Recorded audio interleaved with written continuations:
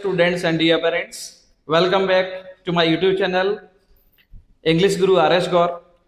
Today I am going to tell you about Navodaya Vidyalaya entrance exam for 6th class. Exam forms out हो गए हैं, तो आज मैं आपको उसके बारे में पूरा डिटेल बताने वाला हूं। क्या उसकी एज लिमिट होना चाहिए, क्या उसकी क्वालिफिकेशन है और किस प्रकार का वो स्कूल है और किन किन डॉक्यूमेंट्स की रिक्वायरमेंट है, वो सब कुछ मैं आज आपको बताऊंगा। सबसे पहले मैं बताना चाहूंगा कि नवोदय विद्यालय एक सीबीएसई स्कूल है जो सेंट्रल गवर्नमेंट के द्वारा रन किया जाता है और इसका कैंपस बहुत बड़ा होता है। बाकी हमारे जो आसपास के जो स्कूल हैं उनसे तो बहुत बेहतर है। यहाँ का पूरा जो कैंपस स्कूल का होगा उसके इक्वल तो उसका प्लेग्राउंड होगा अकेला।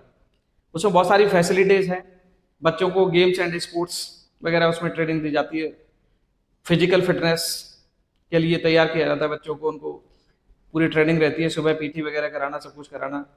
और सीबीएसई सिलेबस रन किया जाता है, बहुत अच्छे से एजुकेशन दी जाती है बच्चों को और क्वालिफाइड टीचर्स रहते हैं, वेल क्वालिफाइड टीचर्स होते हैं। बहुत बड़ा इसका कैंपस रहता है, लगभग 5 से 30 एकड़ में कैंपस रहता है विद्यालय का। और यहाँ पर 80 सीट्स के लिए हर जिले में बच्चों का सिलेक्शन होता है। एक जिले में 80 सीट्स रहती है। टोटल मिला के इंडिया में 661 डिस्ट्रिक्ट्स हैं, उसके लिए बच्चों का एंट्रेंस एग्जाम देना पड़ता है। बट बच्चा वही एग्जाम दे सकता है जिस जिले में वो पढ़ रहा है, जहाँ का उसका डोमिसाइल है। ये कंफर्म होना बहुत जरूरी है कि बच्चा जिस जिले में पढ़ रहा है 5th क्लास में और वहीं का पेरेंट्स का उसका डोमिसाइल होना चाहिए, तभी वो उस जिले में अप्लाई कर सकता है।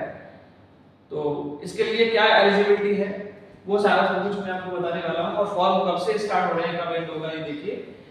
एप्लीकेशन फॉर्म डेट है 16 जुलाई से स्टार्ट हो गए हैं और ये 16 सितंबर तक चलेंगे।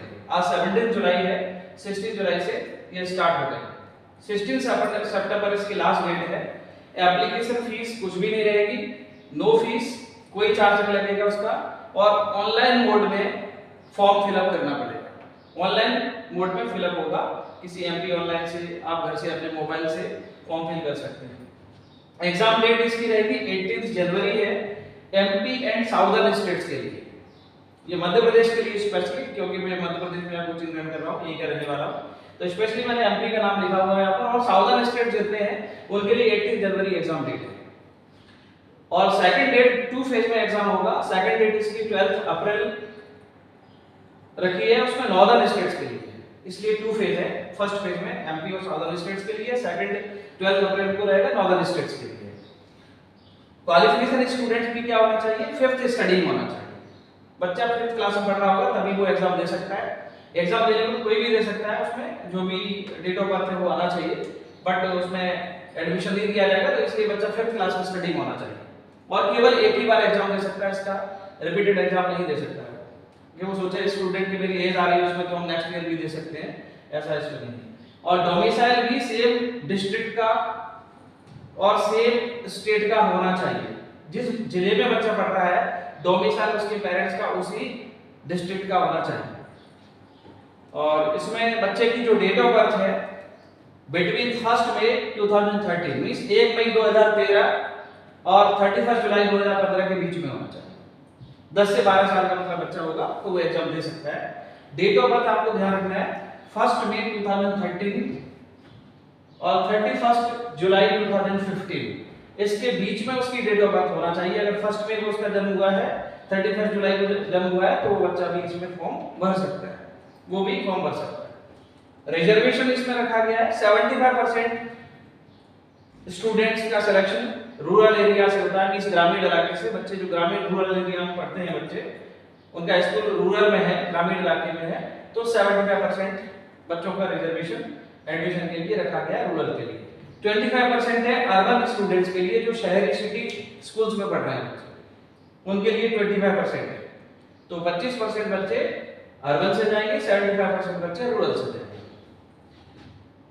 फॉर्म ऑनलाइन भरा जाएगा, आप घर से अपने मोबाइल से फिल कर सकते हैं, आप भी ऑनलाइन पे जा सकते हैं, ठीक है। और इसमें जो डॉक्यूमेंट्स की रिक्वायरमेंट रहेगी वो कौन कौन सा डॉक्यूमेंट है, ये आप जरूर प्रिपेयर कर लेना फॉर्म भरने से पहले। Study certificate verified by the headmaster.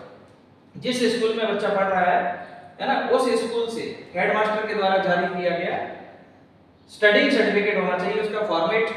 उसका फॉर्मेट मैं अवेलेबल करा दूंगा, और इसका फॉर्मेट आप वैसे जीएनवी की जो वेबसाइट है उसमें भी आप देख सकते हैं। स्टडी सर्टिफिकेट का फॉर्मेट उसी फॉर्मेट में उसको फिल करके और साइन करा के सील करा के उसको अपलोड करना होता है।